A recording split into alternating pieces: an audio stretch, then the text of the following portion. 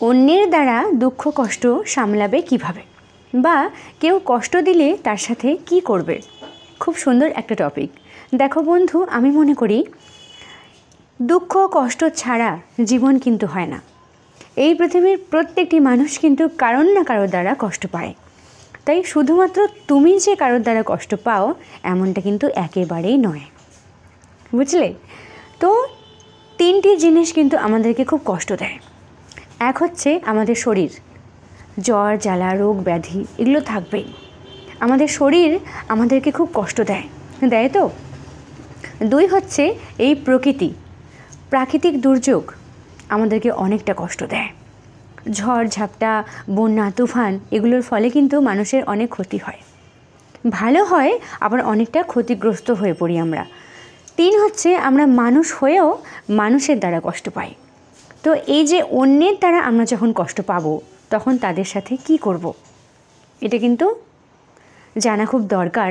কারণ আজকালকার দিনে প্রত্যেকটি ফ্যামিলিতে কিন্তু অশান্তি ঝগড়া ঝামেলা থাকে।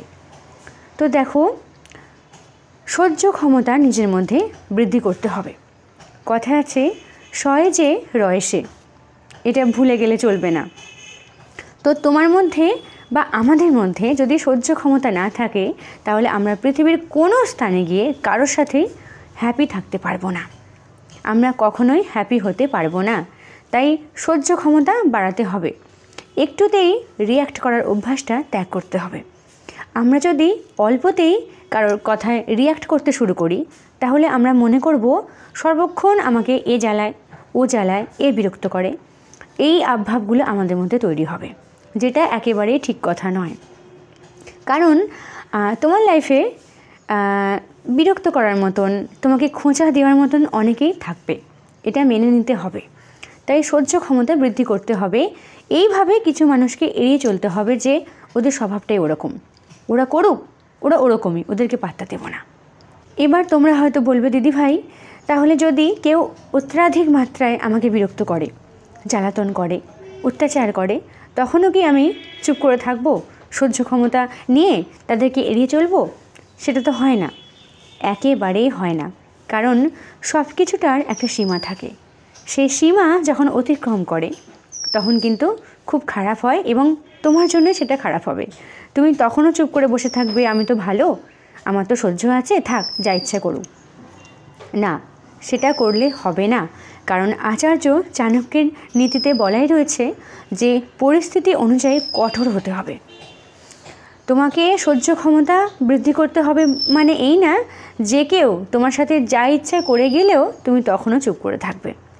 কঠোর হতে হবে, দরকার পড়লে তোমার ভাষা বা আচরণের মাধ্যমে তাকে তুমি বুঝিয়ে দাও যে মানুষকে কষ্ট দেওয়ার পরিণতি কিন্তু কখনো ভালো হয় না, বা আমাকে কষ্ট দেওয়া যাবে না।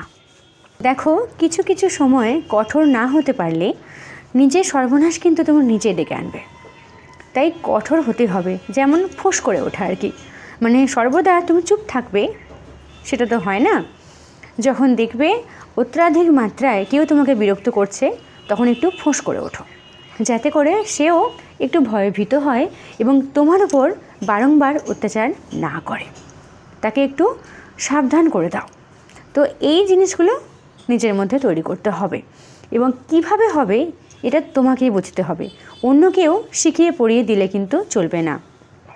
কারণ তোমার সংসার, তুমি আছো, তোমার জীবন, সেটাকে কিভাবে তুমি সুন্দর করে গুছিয়ে নেবে সেটা শুধুমাত্র তুমিই কিন্তু জানো। কারোর সাথে খারাপ না করেও কিন্তু তাকে টাইট দেওয়া যায়, এটা মাথায় রেখে চলতে হবে। তাই এই দুটো জিনিস মাথায় রাখতে হবে, নিজের মধ্যে সহ্য ক্ষমতা বাড়াতে হবে। কারণ সহ্য না থাকলে তুমি কারোর সাথে থাকতে পারবে না, সর্বদা মনে হবে ও জ্বালায় এ জ্বালায়। তাই সহ্য ক্ষমতা বাড়াও আর কঠোর হও, এই দুটো জিনিস থাকলেই তুমি জীবনে হ্যাপি হতে পারবে। না হলে এই পৃথিবীর কোনো স্থানে গিয়ে কারোর সাথেই তুমি সুখী নও।